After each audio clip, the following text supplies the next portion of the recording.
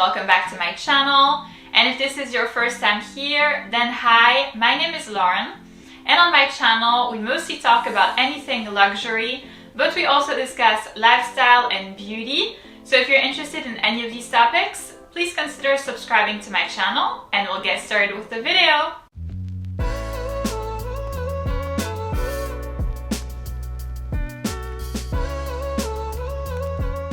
So in today's video, I'm presenting you a thorough review and comparison of two bags that I really like.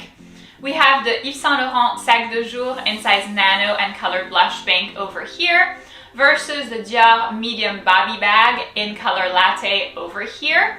I'm going to be talking about pros and cons, practicality, pricing. So if you're curious to see my review and kind of hear my opinions, then please keep on watching.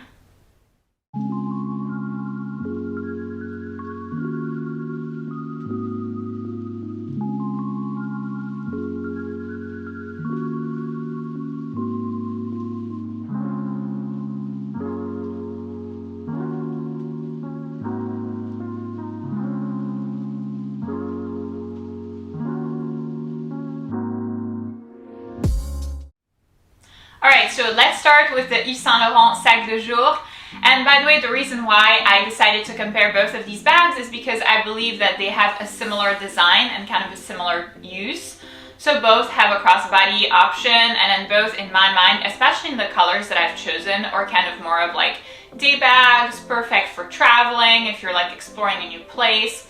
So that's kind of why I'm comparing them, to kind of help you decide which one would be best to add to your collection and to suit your needs. So let's come back to the Yves Saint Laurent Sac De Jour. Like I've mentioned it before, the one that I have over here is in size nano and color blush pink. It is a bag that I've had for the longest time. I mean, really, I feel like it's been forever since I've had this bag. It was my first summer handbag. After that, I've acquired different ones. But this one was my first summery handbag, so that's why I can't let it go. It will always like kind of hold a special place in my heart. So in terms of pricing, we are at $2,500 plus tax. That's the price that this bag currently retails for. Obviously, since I've gotten mine ages ago, I didn't pay that price. I think I paid like $1,300 or $1,400, something very, very low. So that's it for pricing. Now let's move on to pros. I have so many good things to tell you about this handbag. I feel like this bag really has it all. And the first thing that I'll mention is that it has the crossbody option, so I choose to put the strap inside because this is actually a bag that usually is right here behind my head, so that's why the strap goes inside the bag. But like I've said, it has a crossbody option, and then what I really like about this handbag is that it has several holes to make the strap adjustable. So this is very, very nice because for me, as a person who's 5'11" or 180 centimeters, it allows me to find a handbag that is a crossbody for my size. Because I feel like a lot of bags that I see that are being advertised as crossbody handbags, they are not for me. They might be if you're like 5'2", which is most people's heights, but that's definitely not mine. So it's been kind of hard to work around that, and that's what I really appreciate about this handbag.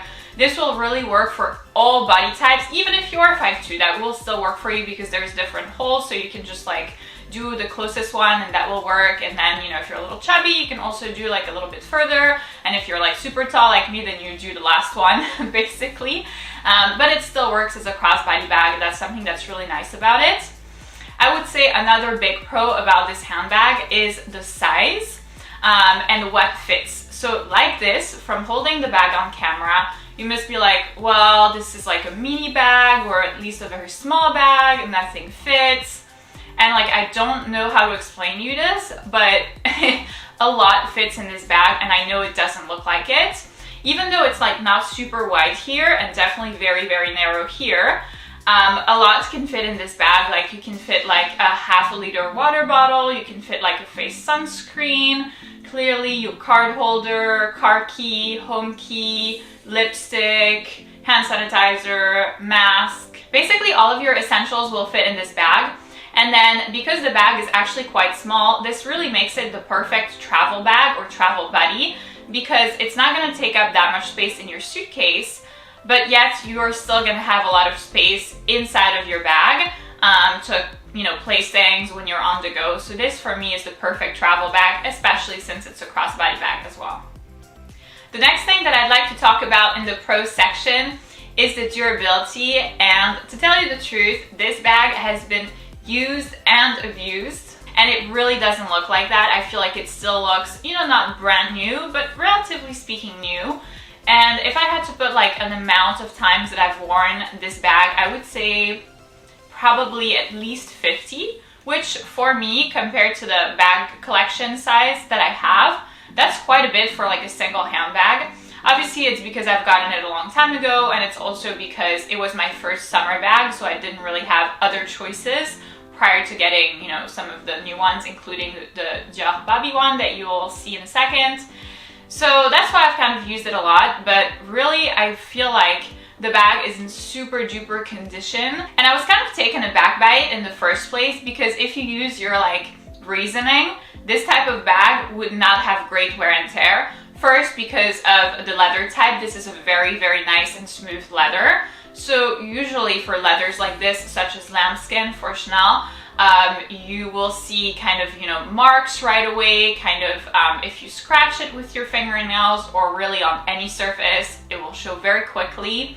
Also because of the color that I chose. So like I've mentioned before, the color that I chose is called blush pink.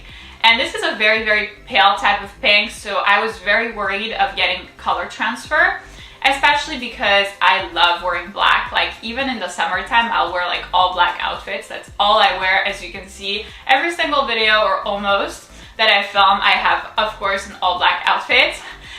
So I was really worried, but I mean, like, look at the back of the bag. Like, nothing's happening, and I've worn it with like black jeans and like all of those things that you're not supposed to be doing. I've done, and it still looks really, really good. So I really appreciate the durability on this handbag. And finally, the last good thing that I will mention about this handbag is how discreet and understated it is. I mean, if you're not into designer handbags, you will never know that this is one of them. I feel like there's only the tiny logo that says Saint Laurent Paris right over here in like mini letters. Like, it's honestly impossible to read from afar. And even if you are worried about like people being able to read it, you can always like turn your bag, and if you're having this side facing you, then this side is showing, and that's like the back of the handbag, so nothing shows. Like, you would never be able to tell that it is a Saint Laurent bag. So that makes it super duper practical for situations where you're not super sure of your safety, you know, like in the metro, in Paris, or on the New York subway, like all of those places where it's not super recommended to have a designer handbag. This definitely works, so that makes it a super nice bag to have.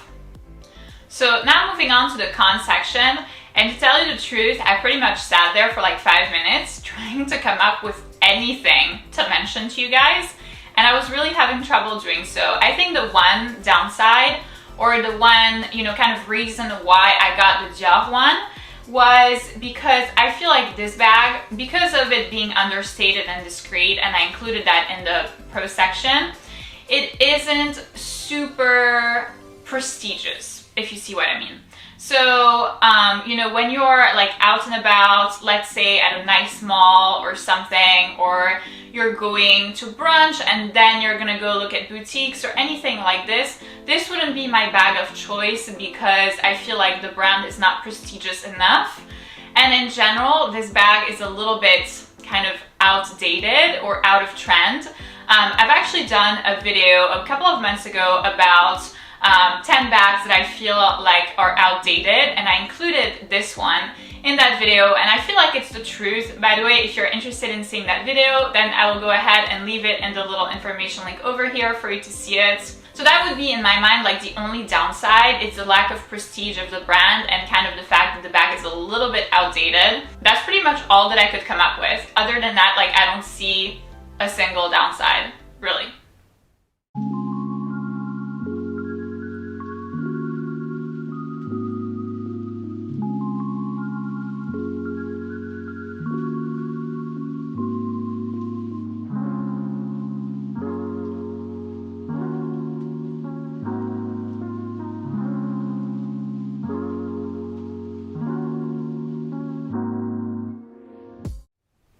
So now moving on to the Dior Bobby bag in size medium.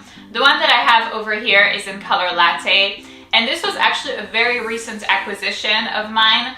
By the way, if you are interested in seeing the unboxing of this bag and kind of hearing my first impressions about it, then I will go ahead and leave the link to the video in the little information link over here for you to see it. So the reason why I got this handbag was because I felt like the Yves Saint Laurent one wasn't prestigious enough for certain occasions, and I kind of like needed one that would fill that void, so to speak. So I've been very, very happy with this bag. I love it. I haven't worn it that many times. I've worn it a couple of times, but not that many times because it's still kind of like the beginning of spring at the time that I'm filming this video. That being said, I can definitely give you a few pointers as to pros and cons, but we'll first start with pricing. So the price currently that this bag retails for is $3,800 plus tax. So it is much more expensive than the Yves Saint Laurent one, and obviously, you know, what justifies that is definitely the prestige of the brand. I would say like that's honestly about it, because both handbags are about the same size, they're the same material, so in terms of like pricing to make the handbag, we're probably looking at about the same thing. It's just that this brand is a lot more prestigious. So now let's talk about pros and cons. So in terms of pros, the things that I had mentioned for the Yves Saint Laurent one apply over here, especially in terms of the strap and the crossbody option. So the strap is also adjustable here to make it a really nice crossbody option. So that's always a great thing. That's always something that I kind of look for in a handbag personally. I also feel like this bag is pretty much equally as roomy as the Yves Saint Laurent one, while still being small enough to fit in a suitcase. So you have like the kind of best of both worlds. In addition to those two things that I had mentioned about the Yves Saint Laurent bag, here I will say that a really nice pro about this bag is that it has a very safe and secure closure system. So you kind of have to really pull hard to open the bag, and then it opens like this. See, mine still has the like filling inside. But I feel like the Yves Saint Laurent one, while it's understated and, you know, safe to take in the metro and everything, I feel like it doesn't have that like closure system. The bag is like fully open, so you could like basically place your hand in there and kind of like take what's inside. But here really I don't feel like that's the case, so that's definitely something good about this handbag. Another pro about this handbag is how light it is. So this bag, when it's empty, or even like right now when it has a little bit of like filling inside, it's really, really light. Like you barely feel it. And I feel like that's really nice for a crossbody bag, because you don't have like all that weight kind of like weighing down on like one shoulder, especially if you're carrying heavy stuff inside of the bag. So that makes it really nice. And I do think that the Yves Saint Laurent one is a little bit heavier. I think that the bag is more structured, which obviously is a good thing. But this bag is also structured. I'm not worried about it becoming slouchy or anything. And it has this like weight factor, which makes it super light. And so that's really nice to have about this handbag. Lastly, the last good thing that I will mention about this handbag is the aftercare service. So while, because I've only recently gotten this handbag, I can't really speak for the wear and tear part of it. I will tell you that when I got this bag, I was very concerned about getting color transfer, because like I've mentioned before, I wear black all the time, even in the summertime. So when you look at like the back of the bag, I was like, oh my god, this is gonna get like black right away. So I was definitely worried about that part. I definitely mentioned it to my SA, and he explained me that they carry an amazing aftercare program. Again, I don't think that's really the word. What is the word? Aftercare program? That really makes it sound like a school thing, but probably like a bag spa or like something like that, where if you pay like a couple of hundreds, I think that he mentioned a price, I honestly don't really remember. I feel like it was 300, 250 or 300, and you send your bag to their bag spa, it will come back as brand new. So that means that there will no longer be color transfer. If there are some scratches on the bag, they will come off, all of those good things. So that really, really did kind of put my mind at ease, in the sense that this bag can therefore be like a long-term investment and not something that like you wear, it gets damaged, boom, bye. It's more of a long-term thing, and that's definitely something that wasn't there for the Isana one. I do not believe that they have such a good aftercare program. I don't think that you can send it to a bag spa and have the bag come back as brand new like this one. Now moving on to the cons section. The biggest factor for me here is the lack of versatility of the bag. And let me explain by talking a little bit more about the Isana one. So the Isana one, when I showed it to you earlier, I was holding it by the handles. It is a bag that has handles, and so it has that like hand bag option. So you can carry it as a crossbody bag, you can carry it as a handbag, and you can carry it as a shoulder bag. So those are three options that you can do for the Isana one. And here, obviously the bag does not have handles or doesn't have like a top handle. So you cannot use this bag as a handbag. So you are forced to use it as either a crossbody bag or a shoulder bag. Now, what I will say is that personally, for me, I don't like the look of it as a shoulder bag. I feel like it looks really funny looking. I'm not really sure why that is, and that's not the case with the Isana one, but I feel like maybe the bag shape looks a little bulky, but when I look at myself in the mirror and I have this bag like kind of like on my side, on the side of like my hip, I feel like it makes me look chubby, or I don't know, it just doesn't look right. So really for me, the only way to wear this bag, and the only one way, is to wear it as a crossbody bag. So that definitely kind of reduces, you know, your flexibility and the versatility of this handbag. And the last con for this bag has to do with the inside. So that's why I removed all of the filling and the stuff that was inside of the bag. So as you can see on camera, the inside of the bag is the same color as the outside. It's like a pale, kind of like off-white, beige, latte, all that. So I am very concerned about getting stains inside of the bag. That's something that makes me feel very iffy about this. I do feel additionally that if you were to place a bag insert or a bag organizer inside, this would really start to take a lot of space inside of the purse. So I don't feel like you would have any more room left for like storage or to place items inside. And when I look at the YSL Sac De Jour, the inside of the bag is black. So that makes it such that even though, you know, the bag in itself is pink and kind of light colored, the inside is black. So even if you happen to, you know, I'm thinking worst case scenario, you have a pen inside and the pen starts like making marks or like leaking. Honestly, like it won't even show because the inside of the bag is black. But here, if that happens inside of this one bag, this would be like it's the end of the world. I mean, like for sure, like inside of this bag, a pen leaking would be a real nightmare. So that's something that I'm a little bit concerned about when I use this handbag. I'm definitely thinking about the stuff that I'm putting inside. So that's something that you have to kind of think about if you're considering getting this bag.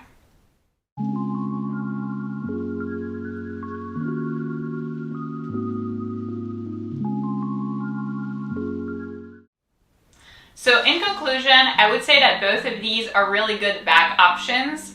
But if you only had to choose one, if you were to only be able to pick one to add to your collection, the one that I would advise would be the Isana Sac De Jour in size nano over here.